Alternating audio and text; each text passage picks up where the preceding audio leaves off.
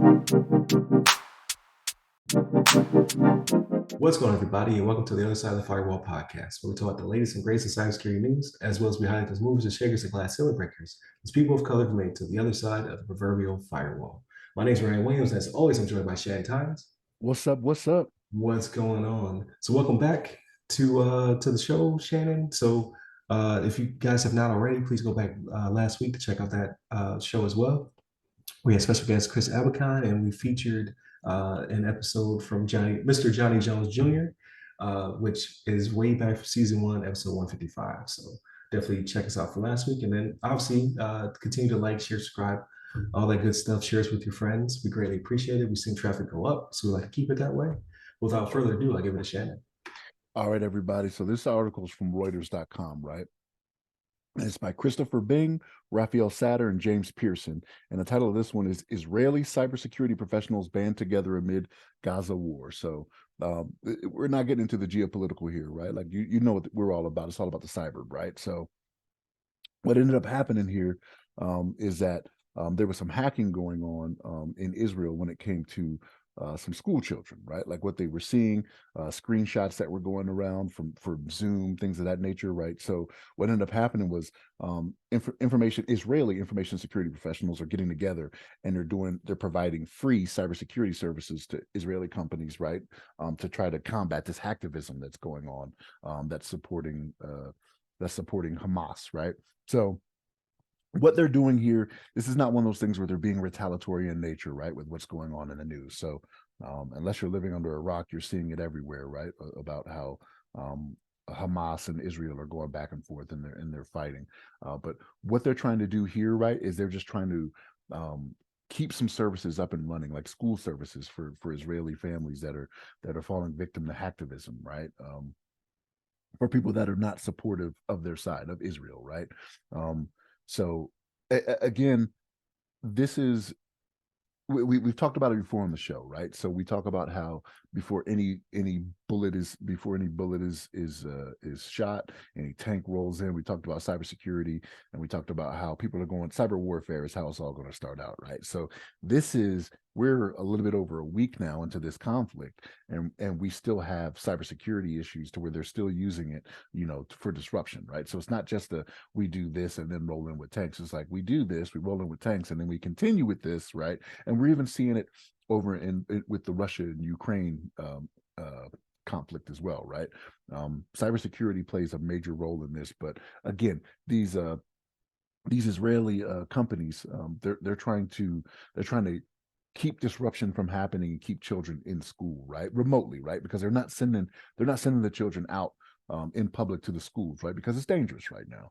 So because they're doing a lot of things over, whether it be Zoom, Cisco, WebEx, whatever it may be, whatever your mode of remote learning may be, they're trying to keep these things up and functional for these Israeli families so the children can still learn and go to school and do what they need to do, right? Because it's one of those things where knowing what is going on over there, and this honestly is not new what's happening right now. Again, I'm not trying to get into the political or anything like that, but the children still need to continue on with their lives, right? They still need to learn. They still need to have something else to think about other than bullets they may be hearing, bombs going off, things of that nature. So yeah, so that's what they're doing here, is trying to keep everything up and running and make it to where the children are still getting the education that they're so entitled to. So Ryan, what's your thoughts on this? Yes. So digging a little bit deeper into the article, I saw that there's a lot of gaps on the cybersecurity front from a private and public works type situation, right? Because a lot of the Israeli forces are called upon from they're to be activated basically. I don't I forget exactly how it's described, but like you have professionals who are in this space, right, cybersecurity space, and what have you, who have daily jobs where they're there to defend or protect the networks, things of that nature. But then they're called in to be whatever else in the military, so they can't do two jobs at once.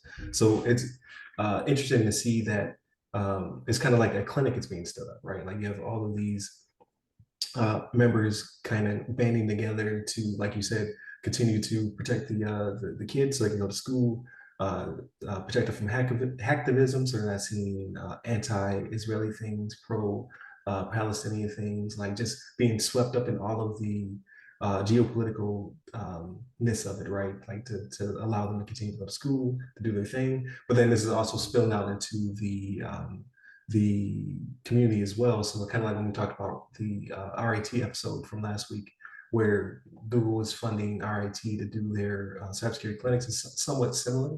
But I think a lot of this is going to be volunteerism as opposed to being paid work, right? Like just people who want to ensure that billboards don't become hotspots for hacktivism, that traffic lights and things of that nature are not hacked, public works are not hacked, water supplies, things of that nature. Like just to trying to support from a defensive way. So there's no offensive cyber in this case being had. Even in the article, it discussed about using uh, being patient and not kind of rushing in to retaliate in the same way, right? Pushing out the opposite word would be anti-Palestinian and pro-Israeli, signage and things of that nature on the other side of the house. So it's like, hey, we need to be restrained. Just let's go and defend ourselves and make sure we keep the lights on, basically, because their power grids are getting attacked, water's getting attacked, things of that nature. Just as we saw in Ukraine, Russia situation. So it's very interesting to see the I guess the more intricate sides of cybersecurity in this regard because of the wider situation, right? The war that's being waged, and now you have people having to come in and kind of put their fingers in the holes that are popping up from a civilian standpoint when it comes to industry, banking, things of that nature. So yeah, it's definitely an interesting article. Uh, I think we saw that somewhat similar when it came to the Ukraine-Russia situation, and then just asking people to have restraint. So in that case, we talked about with the Russia-Ukraine one, you had people from the States and everywhere else also kind of adding fuel to the fire. So I didn't see much of that in this article, but I do like that they asked for restraint, right? This is a defensive operation, not an offensive one that'll be handled by the military. So because they've had parents go to them and ask that, right? Like be like, hey, let's do something different. Let's go after them. And they're like, no, that's not our intention here, right? Like we want yeah, it's no hacking back, basically. right. Yeah, there you go.